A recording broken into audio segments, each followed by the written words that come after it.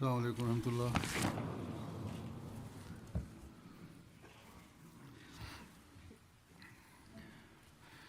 أشهد أن لا إله إلا الله وحده لا شريك له وأشهد أن محمدا عبده ورسوله. أما بعد فأعوذ بالله من الشيطان الرجيم. بسم الله الرحمن الرحيم. الحمد لله رب العالمين الرحمن الرحيم مالك يوم الدين. إياك نعبد وإياك نستعين. اهدنا الصراط المستقيم صراط الذين أنعمت عليهم غير المغضوب عليهم ولا الضالين. كما قال الله: إن لنا في رسول الله صلى الله عليه وسلم أسوة حسنة في كل معاملة.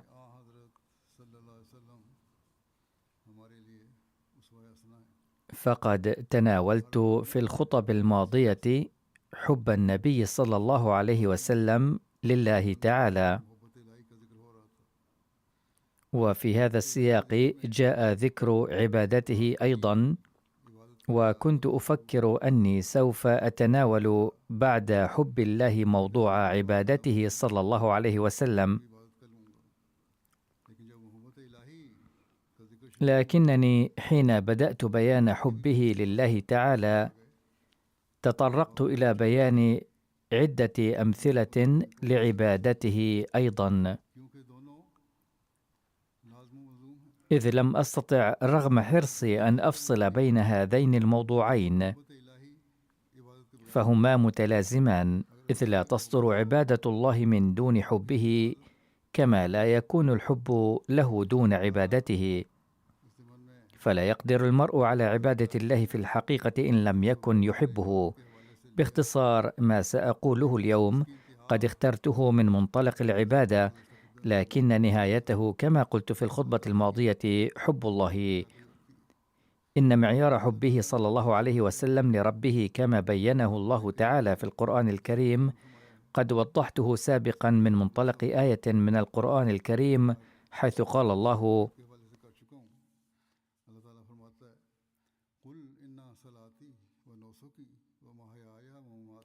قل إن صلاتي ونسكي ومحياي ومماتي لله رب العالمين.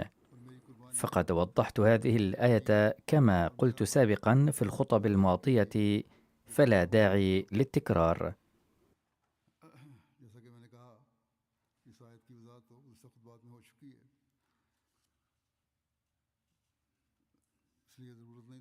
ثم إن الله تعالى أمره صلى الله عليه وسلم بأن يقول: فاتبعوني يحببكم الله. فبذلك وجهنا أيضا إلى نيل هذه المعايير، فقد قال الله للنبي صلى الله عليه وسلم: أخبر الناس أنكم إذا اتبعتموني فسوف يحببكم الله وستنالون حبه. فبأمره صلى الله عليه وسلم بهذا الإعلان قد أرشدنا الله نحن أيضا لإحراز هذه المعايير وبذل المساعي الحقيقية من أجل ذلك. فقد أمرنا الله بالعبادة في عدة آيات القرآن الكريم، ومنها: وما خلقت الجن والإنس إلا ليعبدون. فهنا وضح أنكم إذا كنتم تريدون اتباعي فاسمعوا أنني كما أحرزت إدراك الغاية من خلق الإنسان أحرزوا هذا الإدراك أنتم أيضا، واسعوا لأداء حقه. عندها ستحققونها، وعندها ستنالون حب الله.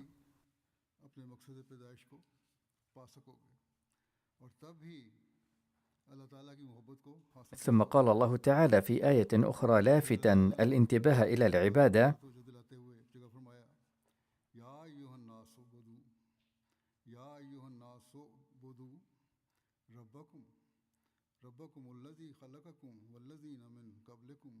يا أيها الناس اعبدوا ربكم الذي خلقكم والذين من قبلكم لعلكم تتقون. فلنيل قرب الله تعالى والتحلي بالتقوى من الضروري أن تعبدوا الله تعالى وترفعوا معايير عبادته أكثر فأكثر. ثم قال الله سبحانه وتعالى في آية أخرى: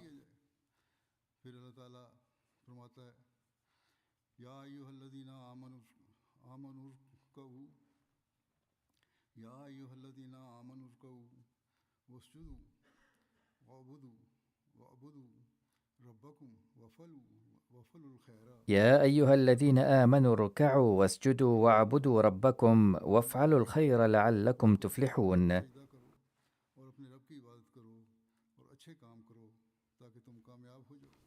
في حين بلغنا رسول الله صلى الله عليه وسلم هذه الأحكام، فقد أرانا منتهاها أيضا بعمله، ثم نصحنا أنه لن يتحقق الاتباع الحقيقي والطاعة ما لم تبذلوا الجهود للارتقاء إلى هذه المعايير.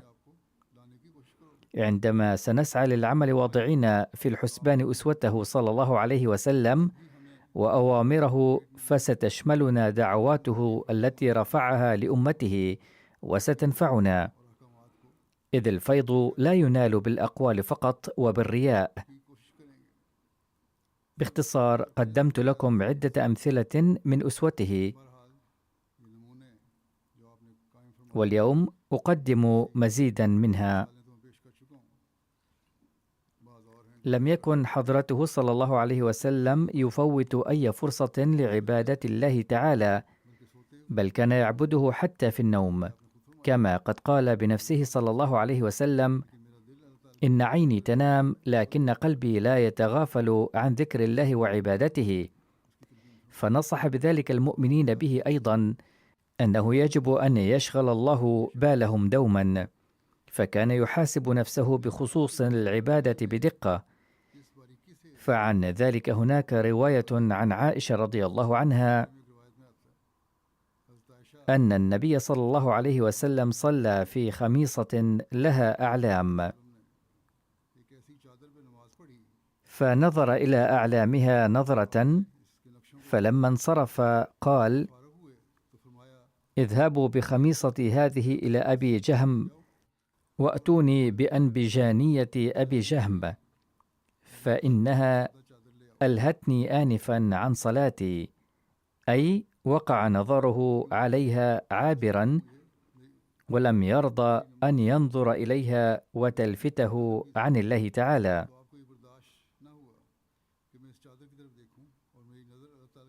وعن عائشة رضي الله عنها قال النبي صلى الله عليه وسلم: كنت أنظر إلى علمها وأنا في الصلاة فأخاف أن تفتنني.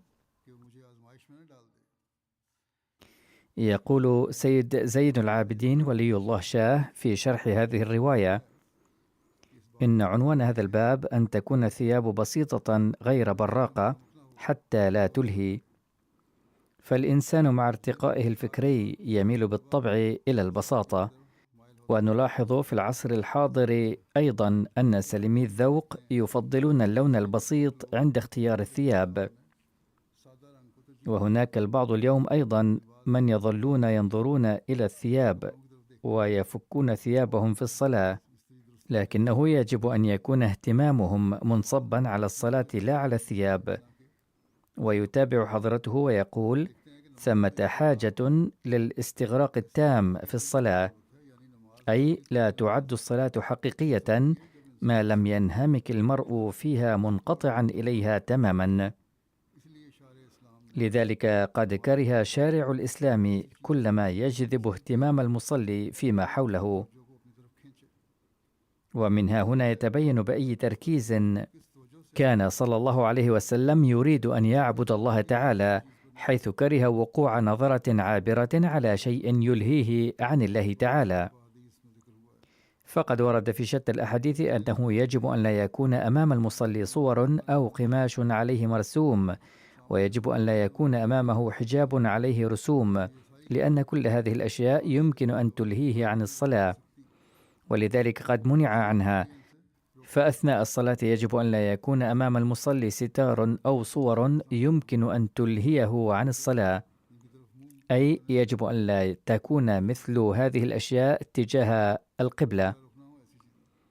كذلك ورد في الروايات عن مستواه العالي، فقد روى جعفر بن محمد عن أبيه قال: سئلت عائشة رضي الله عنها: ما كان فراش رسول الله صلى الله عليه وسلم في بيتك؟ قالت: من أدم حشوه من ليف. وسئلت حفصة: ما كان فراش رسول الله صلى الله عليه وسلم في بيتك؟ قالت: مسحا، أي كان مصنوعا من وبر حيواني ناعم، نثنيه ثنيتين، مما كان يصبح ناعما فينام عليه. فلما كان ذات ليلة قلت: لو ثنيته 4 ثنيات لكان أوطأ له، فثنيناه له ب4 ثنيات. فلما أصبح قال: ما فرشتموني الليلة؟ قالت: قلنا: هو فراشك، إلا أن ثنيناه ب4 ثنيات. قلنا: هو أوطأ لك. قال: ردوه لحاله الأولى، فإنه منعتني وطاءته صلاة الليلة. لم تكن نعومة الفراش لتكون عائقا أمام عبادة النبي صلى الله عليه وسلم، بل إنه لم يكن يرضى حتى بهذا القدر من الراحة، فبمجرد شعوره بلين الفراش كان يراه سببا قد يدعوه إلى الاستلقاء قليلا والتقصير في القيام لعبادة الله تعالى، فعد ذلك نوعا من التساهل. هذا كان مستواه الأسمى.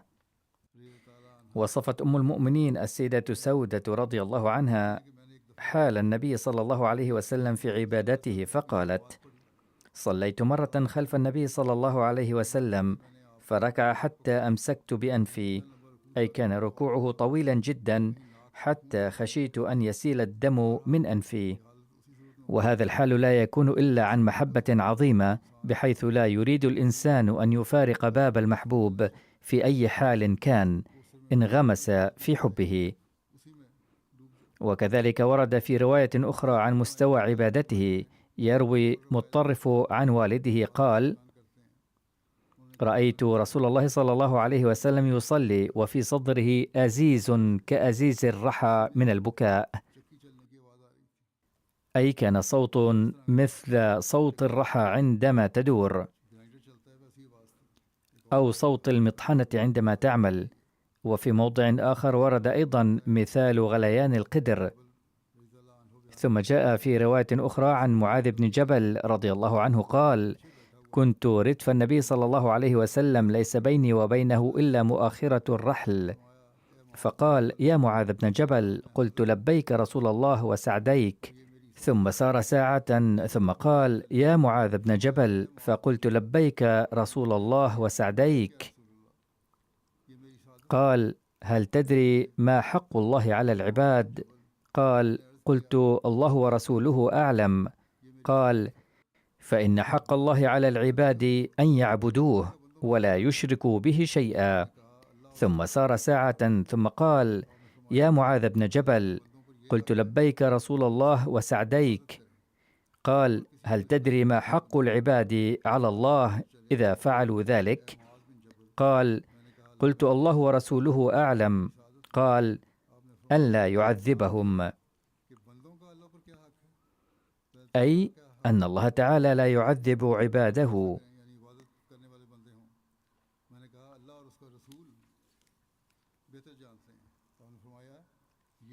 فما أرسى النبي صلى الله عليه وسلم معاييره فحسب، بل نصح أيضا بتحقيق هذه المعايير قائلا: إنكم إذا فعلتم كذلك فستنالون محبة الله تعالى وستنجون من عقابه.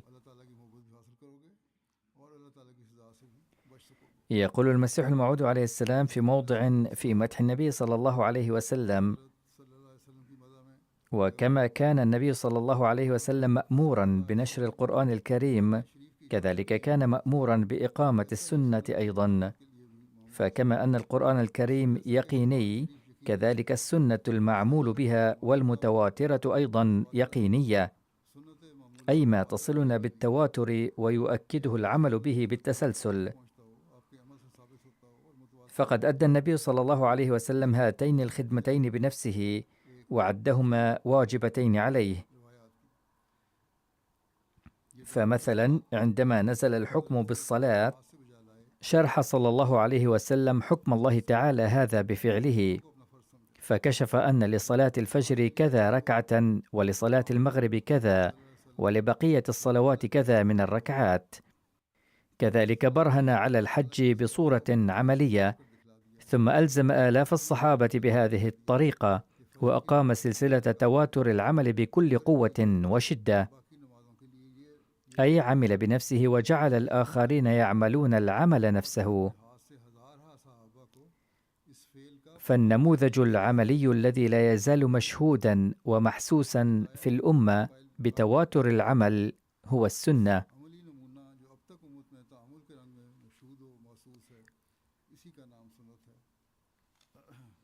ولكنه صلى الله عليه وسلم لم يمل الأحاديث أمامه ولم يهتم بجمعها. باختصار، كان حضرته عليه السلام يبين الفرق بين السنة والحديث، فقال إن السنة لها الأولوية وتأتي مرتبة الحديث بعدها، والحديث الذي لا يتعارض مع القرآن الكريم وسنة النبي صلى الله عليه وسلم هو الحديث الصحيح.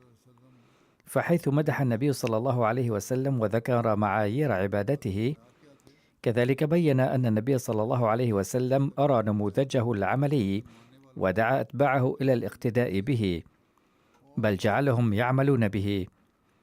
فهذه هي السنة التي انتقلت إلينا عبر الأجيال حتى يومنا هذا. وما وصل إلينا من نماذج الصحابة الكرام إنما هو ثمرة تربية رسول الله صلى الله عليه وسلم لهم، إذ رباهم تربية ارتقت بعبادتهم أكثر فأكثر، وسمت بمعايير حبهم لله تعالى. هذه هي الأسوة الحسنة التي أقامها النبي صلى الله عليه وسلم، والتي سار عليها صحابته، والتي أمرنا نحن أيضا باقتدائها. حث رسول الله صلى الله عليه وسلم كثيرا على صلاة التهجد وأكد على أدائها. قد كتب المصلح الموعود رضي الله عنه في تفسيره في موضع أن رسول الله صلى الله عليه وسلم كان يولي هذه النوافل اهتماما بالغا، حتى إنه مع كونها نافلة لكنه كان يطوف ليلا يتفقد من الصحابة يصلي هذه النافلة، أي كان يطوف في أزقة المدينة وشوارعها فيعرف من خلال الصوت من قام للتهجد ومن لم يقم، أي أنه صلى الله عليه وسلم لم يكن يكتفي بالحث عليها قولا، بل كان يتفقد أيضا من يصلي التهجد ومن لا يصليه. أما اليوم فإذا سئل أحد عن الصلوات المفروضة أو قيل له أنه ينبغي أداء الصلوات في المسجد وقيل له كم صلاة تصليها في المسجد، اعترض وقال: هذا أمر خاص بي، من أنتم لتسألوا؟ وما حاجة الجماعة إلى هذا السؤال؟ هذا الأمر بيننا وبين الله تعالى. بينما كان النبي صلى الله عليه وسلم يتفقد صلاة التهجد، أي كان يتفقد الصحابة ليعلم من كان يقوم بها ليلا. روي أن بعض الصحابة أثنوا في مجلس رسول الله صلى الله عليه وسلم على بعض مزايا عبد الله بن عمر رضي الله عنهما، فقال لهم النبي صلى الله عليه وسلم: إن عبد الله رجل صالح لو كان يصلي من الليل. كان عبد الله بن عمر عندئذ في ريعان شبابه، وكان يتكاسل في أداء صلاة التهجد، لذلك لفت النبي صلى الله عليه وسلم انتباهه إليها. قال رسول الله صلى الله عليه وسلم أيضا: رحم الله رجلا قام من الليل فصلى وأيقظ أهله فصلت، فإن أبت نضح في وجهها الماء. ورحم الله امرأة قامت من الليل وأيقظت زوجها فصلى، فإن أبى نضحت في وجهه الماء.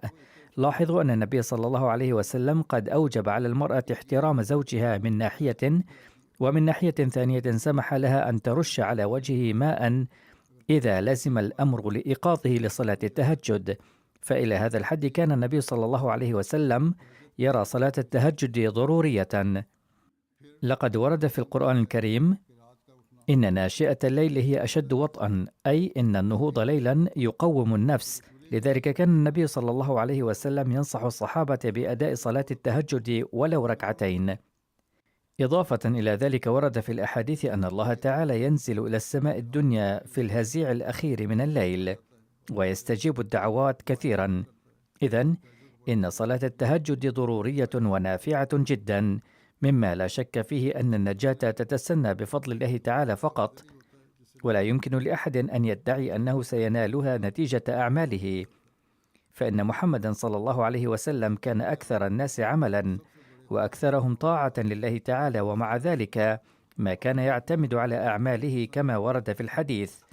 وقد قلت في الخطبة الماضية إن النبي صلى الله عليه وسلم قال لعائشة رضي الله عنها وللصحابة الآخرين أيضا عندما سألوه: هل ستدخل الجنة بأعمالك؟ فقال: لا يا عائشة، أنا أيضا سأدخلها بفضل الله فقط.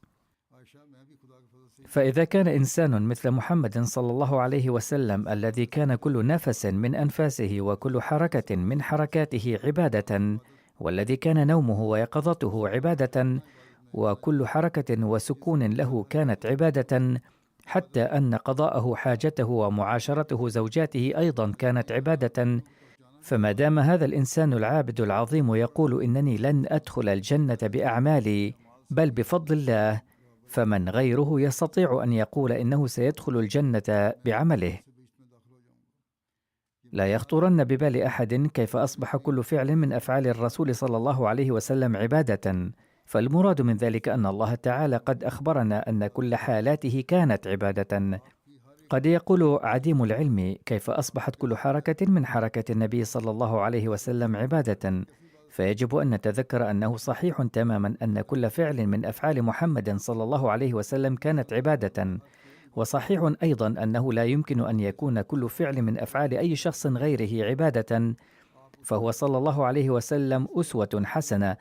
لذلك كان كل فعله صلى الله عليه وسلم من أجل رضا الله تعالى، وكل عمل يكسب لرضا الله يصبح عبادة. أما غيره صلى الله عليه وسلم فلا تصبح كل أفعاله عبادة. فقد قال الله تعالى بحق النبي صلى الله عليه وسلم: لقد كان لكم في رسول الله أسوة حسنة، أي كل فعل من أفعال رسول الله صلى الله عليه وسلم قدوة لكم. ألا يعني ذلك أن يؤكد الرسول الكريم صلى الله عليه وسلم بعمله أي فعل جائز وأيه غير جائز، وما هو مستحسن وما هو مكروه، وأي عمل حلال وأيها حرام؟ فكل عمل من أعمال النبي صلى الله عليه وسلم بمنزلة بيان ووصف. فمثلا صلاته لم تكن امتثالا لأمر من أوامر الله فقط، بل كانت بيانا أن هذه هي الفرائض وهذه هي السنن وهذه هي النوافل، بالإضافة إلى الفرائض التي أداؤها ضروري للتقرب إلى الله تعالى. وكذلك أكله صلى الله عليه وسلم الطعام كان إعلانا أن ما يأكله صلى الله عليه وسلم حلال، وما لا يأكله غير صالح للأكل. فلما جعل كل فعل من أفعاله صلى الله عليه وسلم قدوة للناس، فإن الأشياء التي بين جوازها واستعمالها كان فعله هذا عبادة، وكذلك ما نهى عنه ولم يستعمله كان أيضا عبادة. باختصار، كان كل فعل من أفعاله صلى الله عليه وسلم عبادة لأنها كانت نتيجة أمر الله تعالى. ومثال ذلك أن شخصا سأله صلى الله عليه وسلم عن وقت صلاة العصر. من الواضح أن الصلاة في أول الوقت مستحبة، لكن النبي صلى الله عليه وسلم أخرها أيضا أحيانا حتى ضاق الوقت جدا، وتأخيره هذا في الصلاة كان أيضا عبادة. لماذا؟ لأنه صلى الله عليه وسلم كان يعلم درسا أنه إذا لم يستطع الإنسان أن يصلي في أول الوقت لسبب ما وصلى في آخر الوقت فستقبل صلاته. باختصار، فقد أعلن بشأن الفرائض وبشأن الواجبات وبشأن النوافل والسنن أيضا أن كل هذه عبادة لله. وفي هذه الحالة أيضا يقول صلى الله عليه وسلم إنه سيدخل الجنة بفضل الله فقط. لقد قال الله تعالى له صلى الله عليه وسلم: إن كل فعل من أفعالك عبادة. ومع ذلك قال صلى الله عليه وسلم: إنني سأدخل الجنة بفضل الله فقط. فكيف يمكننا نحن الذين أعمالنا قليلة جدا أن نقول إننا سندخل الجنة بأعمالنا؟ ومن هذا يتضح مدى ضرورة فضل الله تعالى وأهميته. إن نوال فضل الله ضروري جدا، ولكنه لا ينال بمجرد الادعاء باللسان. إن الادعاء بالإيمان وحده لا ينفع، بل الحصول عليه يقتضي شيئا، وذلك الشيء هو العمل، أي العمل بسنة النبي صلى الله عليه وسلم، والسعي بالتأسي بأسوته صلى الله عليه وسلم، والسعي لرفع مستوى العبادات، والسعي لنيل حب الله تعالى. لذلك قلت في البداية أيضا إنه لا عبادة من دون حب الله، ولا معنى لحب الله تعالى من دون العبادة. لقد بين سيدنا المصلح الموعود رضي الله عنه في تفسيره كيفية دعاء الرسول الكريم صلى الله عليه وسلم. سأذكر ذلك بكلماتي أيضا، ولكنه مأخوذ من المصدر نفسه. فإن هناك كثيرين يدعون، لكن أعينهم وقلوبهم وعقولهم وصدورهم لا تؤيد الدعاء. يدعون ولكن أعينهم وقلوبهم تكون في واد آخر، وأذهانهم تتجول في مكان آخر، وليس في صدورهم الحب المطلوب، أي لا يوجد لديهم حب لله تعالى كما ينبغي. فماذا تكون النتيجة إذن؟ ستكون النتيجة أنه ما دامت هذه الأشياء لا تتماشى مع الدعاء ولا تؤيده، فيكون ذلك الدعاء دعاء ظاهريا فقط، فلا تدمع أعينهم ولا تذوب قلوبهم. عند الدعاء ينبغي أن تدمع العيون، وأن يذوب القلب، وأن يتوجه الذهن نحو الله تعالى بتركيز. فحين لا يغلي صدره حماسا في الدعاء، فستكون النتيجة أن دعاءه يطير في الهواء كالغبار دونما جدوى.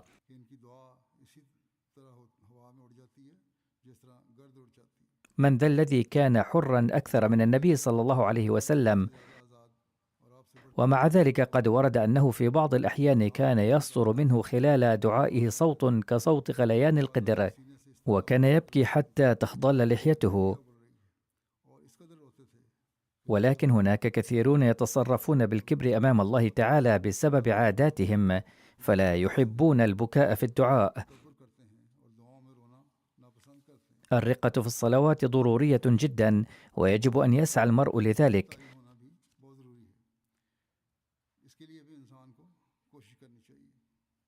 وقد وصف المسيح الموعود عليه السلام لذلك وصفة، وهي أن يتباكى المصلي ويجعل صورته كالباكي. فالحالة الظاهرة هذه ستؤثر على قلبه أيضا، وسيبدأ بالبكاء. فقد أخبرنا النبي صلى الله عليه وسلم أن هذا هو مستوى عباداتي، وإني شاكر لله تعالى، وبفضل الله تعالى سأنال النجاة. ولكي يشملني فضل الله تعالى، فإني أعبد الله وأشكره على نعمه أيضا، لأن الله غني، فلا أدري كيف يعاملني الله تعالى إن لم أشكره. فما دام النبي صلى الله عليه وسلم الذي هو سيد الصالحين لم يكن في غنى عن العمل، فكيف يستغني الآخرون عن العمل؟ وكيف يحق لهم أن يقولوا لقد أصبحنا في غنى عن العمل ولا حاجة بنا للعمل، لأن الله تعالى قد غفر لنا؟ هذا قول الكافرين وليس قول المؤمنين. إن ذكر الله أيضا من سنة رسول الله صلى الله عليه وسلم، وكان يذكر الله كثيرا.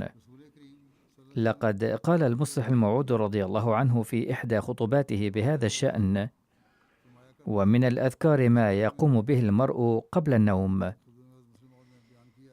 كان النبي صلى الله عليه وسلم يقرأ قبل نومه آية الكرسي وسورة الإخلاص والمعوذتين 3 مرات، ثم ينفث في يديه ويمسح بهما جسده. كان ينفخ في يديه ثم يبدأ مسح جسده من رأسه إلى حيث وصلت يداه. إن العمل الذي بدأه النبي صلى الله عليه وسلم باعتباره أمرا من الدين ثم داوم عليه يسمى السنة. ولما كان النبي صلى الله عليه وسلم يقوم بهذا الذكر دائما، أعني قراءة آية الكرسي والإخلاص والمعوذتين قبل النوم ليلا، فمن واجب كل مسلم أن يداوم على العمل بهذه السنة، بل يجب أن يجعله جزءا لا يتجزأ من حياته. فلا ينبغي للمرء ترك الذكر باعتباره مجرد ذكر وليس ضروريا، بحيث إذا لم يقم به لن يدخل جهنم. كما يجب ألا يظن أن هذا الذكر وحده يكفي لدخوله الجنة ولا حاجة به إلى القيام بأعمال أخرى. كلا، بل لا بد للمرء من أن يكمل الفرائض أيضا. يكتب لي البعض في رسائلهم: أخبرني بدعاء قصير أو دلني على ذكر لأقوم به لكي أتحلى بالحسنات وأتخلص من ذنوبي وتتم أعمالي ومراداتي وأنال قرب الله أيضا. إن أول شيء هو العبادة، أي الصلوات التي هي فرض، وقد أدى النبي صلى الله عليه وسلم بعد الفرائض النوافل أيضا. فأولا هناك حاجة لأن يبلغ المرء في الصلوات المستوى الضروري المطلوب للحضور أمام الله تعالى، ثم بعدها النوافل، ثم ذكر الله. إن الذكر يوجه الإنسان إلى مزيد من الحسنات، ولكن لا بد أيضا من القيام بغيرها من الأعمال والتحلي بالأخلاق. على المرء حسن الأخلاق أيضا، فلا بد للفوز بقرب الله وحل المشاكل واستجابة الدعاء من العمل بكل حكم من أحكام الله تعالى، ويجب أن يكون هذا العمل كما أرانا النبي صلى الله عليه وسلم بأسوته.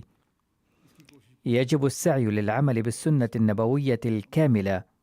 باختصار، على المرء ألا يفكر أنه إذا ترك الذكر دخل النار، كما يجب أن لا يفكر أيضا أن الذكر وحده سيدخله الجنة أو يحل مشاكله كلها. كلا، لا بد من القيام بالأعمال وأداء الفرائض أيضا. ما دام النبي صلى الله عليه وسلم كان يردد هذه الأذكار من أجل رقيه الروحاني، فكيف يحق لنا القول إننا لسنا بحاجة إلى هذه الأذكار؟ كان من سنة النبي صلى الله عليه وسلم أن يقرأ قبل نومه دائما آية الكرسي وسورة الإخلاص والمعوذتين، ثم ينفث في يديه ويمسح بهما جسده كما ذكرت آنفا. لقد نبه حضرة المصلح الموعودي رضي الله عنه إلى بعض الأمور الأخرى أيضا بإسهاب، فكتب في مكان: إن الذين يكونون أئمة الدين يهتمون كثيرا بأن يكونوا أكثر عبادة وذكرا من الآخرين، وهناك البعض ممن يكونون زعماء الدين ويسمون علماء ومشايخ أو يكونون رؤساء التنظيمات الدينية، فيفكرون أن يكونوا أكثر عبادة من الآخرين، ويفعلون ذلك رياء وتكلفا ليظن الناس أنهم من أهل الصلاح. حتى إن كبار السياسيين أيضا قد بدأوا يفعلون ذلك تكلفا، حيث يحملون في أيديهم سبحات. إن بعض أئمة المساجد أو مسؤولي التنظيمات الدينية الذين يظنون أنهم قدوة للناس أو يريدون أن يشعروهم أنهم قدوة لهم، فتراهم يعمدون إلى الرياء والتكلف ويتظاهرون بالصلاح من خلال هذه الأعمال والتصرفات. وهذه التصرفات تصدر من المسلمين ومن زعماء غير المسلمين أيضا، كما توجد بعض من هذه التصرفات في تقاليد بعض القبائل أيضا. إن هؤلاء المسلمين يتظاهرون بأعمالهم رياء للناس، بحيث إذا كانوا يتوضؤون فإنهم يظلون يغسلون أعضاءهم لمدة طويلة على سبيل التكلف والرياء، حتى إن قطر الماء التي تتساقط أثناء الوضوء لا يدعونها تقع على أجسادهم بحجة أن ذلك الماء نجس. كما يطيلون الركوع والسجود أيضا، ويتظاهرون بوجوه في منتهى الخشوع والخضوع في الصلاة تكلفا ورياء. لو كانوا يفعلون ذلك ابتغاء حب الله فلا بأس، ولكنهم يراؤون الناس، يكثرون ترديد الأذكار وقراءة الأوراد أمام الناس حاملين سبحات متظاهرين بأنهم يذكرون الله تعالى. أما النبي صلى الله عليه وسلم فكان أتقى الناس وأكثرهم ورعا، ومن المحال أن يوجد إنسان يساويه في خشية الله، ومع ذلك كان بسيطا في هذه الأمور كلها، وكانت حياته خالية من هذه التكلفات تماما. فعن أبي قتادة رضي الله عنه عن النبي صلى الله عليه وسلم قال: إني لأقوم في الصلاة أريد أن أطول فيها، فأسمع بكاء الصبي، فأتجوز في صلاتي كراهية أن أشق على أمه. فقد قال النبي صلى الله عليه وسلم ببساطة متناهية: إنه يسرع في الصلاة عند سماع صوت بكاء الطفل. أما صوفية اليوم فيعتبرون مثل هذا القول إهانة لهم، لأنهم يفتخرون بقولهم بأنهم يستغرقون في الصلاة حتى ينقطعون عما يدور حولهم، فلو ضربت الطبول بجانبهم لما شعروا. لكن النبي صلى الله عليه وسلم كان بريئا من مثل هذه التكلفات، لأن عظمته كانت من الله تعالى لا من الناس، بل لم يكن النبي صلى الله عليه وسلم يريد من الناس شيئا، إنما كان يريد العظمة والرفعة من عند الله تعالى، فلذلك كان بريئا من تلك الأمور الدنيوية. ولا يمكن أن يخطر ببال أحد مثل هذه الفكرة إلا من يعتبر الناس مانحي العزة والعظمة، ومثل هذا الرياء لا يمكن أن يصدر إلا ممن يعتبر الناس مصدر عزته.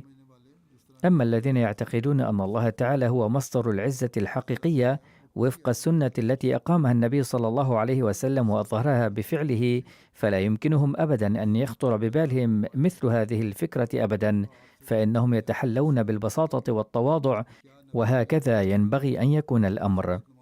لقد روي أن أنسا رضي الله عنه سئل: أكان النبي صلى الله عليه وسلم يصلي في نعليه؟ قال: نعم. فمن جهة هناك تأكيد على العبادات وعلى السعي لبلوغ مستوياتها العالية، ولكن من جهة أخرى حيثما تكون الحاجة إلى التيسير فإن التيسير موجود أيضا. كما ذكرت مثال وقت صلاة العصر، فلا بد من أن نضع كل الجوانب أمامنا، لكن الحقيقة الغالبة التي ينبغي أن نضعها بعين الاعتبار هي أن نجعل عبادة الله تعالى نصب أعيننا وحاضرة في قلوبنا، ونجعل التركيز والاهتمام على نيل رضاه تعالى. على أي حال، سئل أنس: أكان النبي صلى الله عليه وسلم يصلي في نعليه؟ قال: نعم، كان يصلي فيهما. يتضح من هذا الحادث كيف كان النبي صلى الله عليه وسلم يتجنب التكلفات. أما اليوم فقد جاء زمان يثور فيه المسلمون الذين هم أنفسهم جاهلون بالإيمان والإسلام وتعاليمه، إذا رأوا أحدهم يصلي منتعلا ولا يقبلون صلاته حتى تتوفر فيه جميع الشروط بحسب رأيهم. لكن هذا كان دأب النبي صلى الله عليه وسلم الذي هو أسوتنا الحسنة، فلم يكن يراعي التكلفات، بل كان ينظر إلى ما يقتضيه الواقع. إنهم على حالهم السالف حتى اليوم. فقد كتب إلي أحد إخواننا الأحمديين وقال إن أحد هؤلاء قال له: لماذا تقرأ الشهادتين ولماذا تقول كذا وكذا؟ فقال له الأحمدي: وما دخلك بهذه الأمور؟ لأنك لا تصلي ولا تعرف الصلاة ولم تقرأ القرآن، فليس لك علم بهذه الأمور، فما علاقتك بها؟ فرد عليه هذا الشخص: سواء عملت بهذه الأمور أو لا، ينبغي لك ألا تصلي، بل يجب عليك ألا تعرفها، لأنك أحمدي ومرزائي وقدياني. فهذه هي حال أولئك الذين يعدون أنفسهم خصومنا، غير أنه لا يقومون بأي عمل ديني يذكر. على أي حال، الطهارة والنظافة شرط لعبادة الله تعالى، وهذا ثابت من القرآن الكريم والسنة. فإذا كانت النعل نظيفة ولم تلبس في الأماكن التي يحتمل أن تتلوث فيها بالنجاسة العامة، فلا حرج في الصلاة بها عند الحاجة. وقد من النبي صلى الله عليه وسلم على الأمة المحمدية منة عظيمة بفعله هذا، إذ أنقذهم من التكلفات والتصنع في المستقبل. ينبغي للناس الذين يتشاجرون اليوم في مثل هذه الأمور ويحبون التكلفات أن يستفيدوا من هذه الأسوة الحسنة. وكل عمل لا يمس عظمة الله تعالى ولا ينقص من التقوى، فإن ممارسته لا تنقص من عزة الإنسان ولا تحط من درجته. ثم إن إقامة الصلاة ضرورية جدا، ومن معاني إقامة الصلاة أداؤها مع الجماعة وبإخلاص وخشوع وهدوء، ومع كل شروطها من وضوء وغيره، كما ينبغي حث الآخرين عليها. ورد في الحديث أن الصلاة وسيلة للقاء العبد بربه، وهذا يعني أن الله تعالى يريد بالصلاة أن يصطبغ المؤمنون بصبغة الله التي يبعث أنبياءه من أجلها، ومن خلال الصلاة يصطبغ المؤمنون بصبغته تعالى.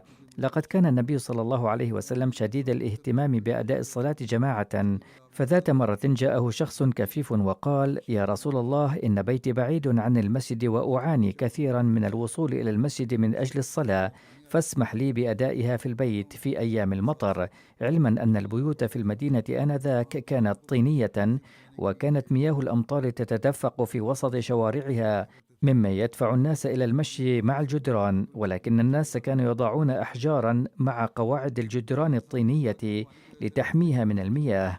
وقال الصحابي الكفيف: لا أستطيع المشي في وسط الشارع بسبب تدفق المياه فيها، وإن مشيت ملتصقا بجدران البيوت فلكوني لا أبصر أتعثر بتلك الأحجار، وهناك خطر أن أجرح أو أسقط، فهل لي أن أصلي في البيت؟ فقال النبي صلى الله عليه وسلم: حسنا، صلي في بيتك، إذ لا حرج في ذلك ما دمت تعاني في طريقك إلى المسجد.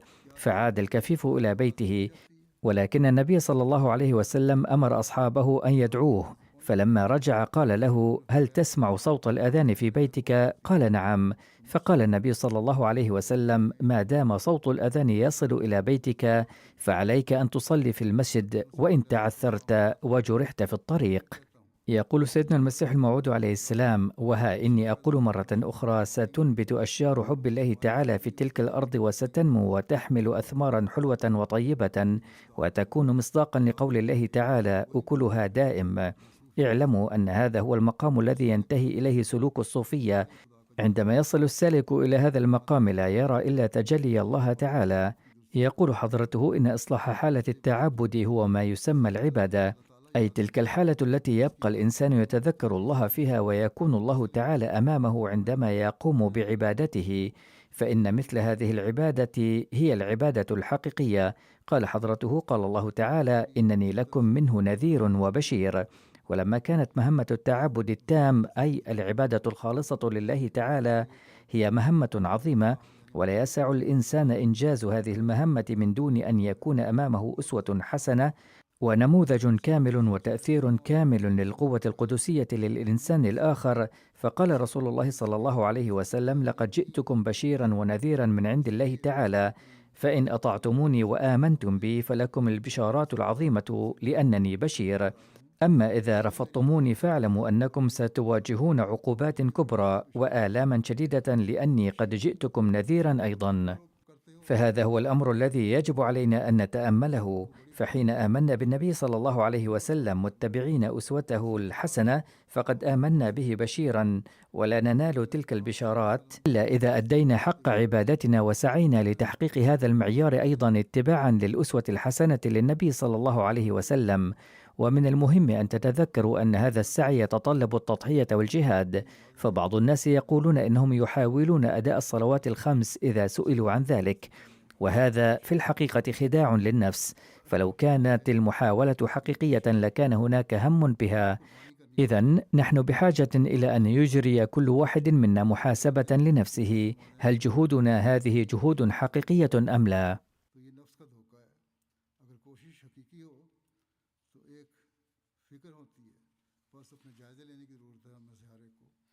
وقد قال المسيح الموعود عليه الصلاة والسلام: كيف كانت عبادة النبي صلى الله عليه وسلم؟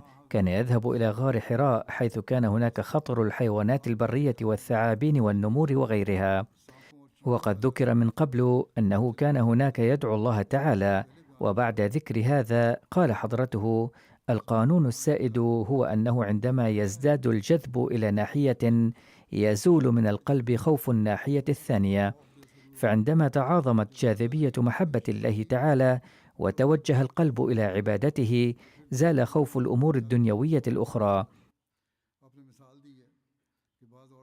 وذكر حضرته مثالا فقال: لقد لوحظ في نساء يملن طبيعة يسودها الخوف كثيرا أنهن يذهبن في ليال حالكة الظلام عند الضرورة في مرض أولادهن مثلا إلى مكان يتعذر عليهن الذهاب إليه حتى في النهار.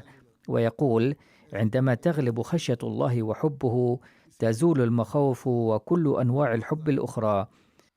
والعزلة أيضا ضرورية للدعاء من هذا النوع. وبهذه العلاقة الكاملة تظهر الأنوار، وكل علاقة تقتضي سترا، أي يكون تعلقا خفيا، وحينئذ فقط يظهر. ويقول: يجب أن تكون العبادة لله تعالى وحده لا للرياء. إذا صبرتم على الطاعة والعبادة والخدمة فلن يضيعكم الله أبدا. فقد خلا في المسلمين ألوف عرفهم الناس بنورهم فقط، فليسوا بحاجة إلى الملابس الصفراء والطويلة والملابس المتميزة من نوع خاص، كما لم يلبس الصادقون والصلحاء مثل هذه الملابس والثياب قط. لم يكن للنبي صلى الله عليه وسلم أي لباس خاص من هذا النوع يتميز به عن الآخرين، بل قد صافح شخص أبا بكر وبدأ يكرمه ويعظمه ظنا منه بأنه النبي صلى الله عليه وسلم، فقام أبو بكر وبدأ يحرك المروحة على النبي صلى الله عليه وسلم، وأخبر بفعله لا بقوله أنه هذا هو النبي صلى الله عليه وسلم وهو خادم له.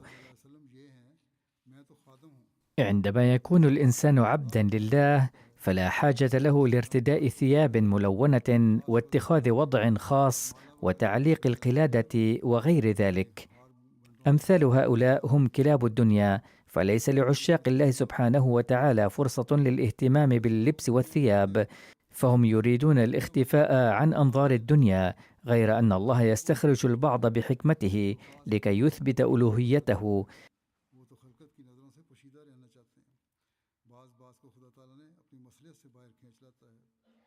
فالنبي صلى الله عليه وسلم لم يكن يتمنى قط أن يسميه الناس رسولا ويطيعوه، ولذلك كان يعبد الله في غار كان أضيق من القبر، ولم يكن ينوي الخروج قط، لكن الله سبحانه وتعالى بحكمته أخرجه بنفسه، وبواسطته أظهر نوره على العالم.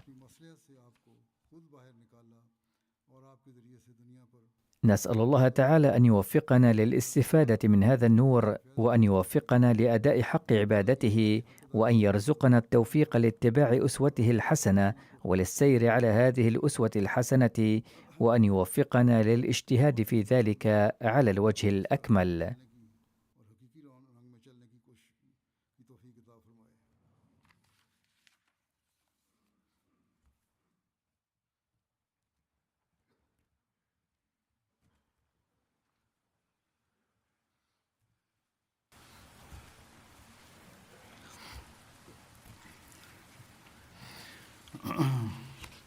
الحمد لله نحمده ونستعينه ونستغفره ونؤمن به ونتوكل عليه ونعوذ بالله من شرور أنفسنا ومن سيئات أعمالنا، من يهده الله فلا مضل له ومن يضلل فلا هادي له، ونشهد أن لا إله إلا الله ونشهد أن محمدا عبده ورسوله. عباد الله رحمكم الله، إن الله يأمر بالعدل والإحسان وإيتاء ذي القربى وينهى عن الفحشاء والمنكر والبغي، يعظكم لعلكم تذكرون. اذكروا الله يذكركم وادعوه يستجب لكم ولذكر الله أكبر.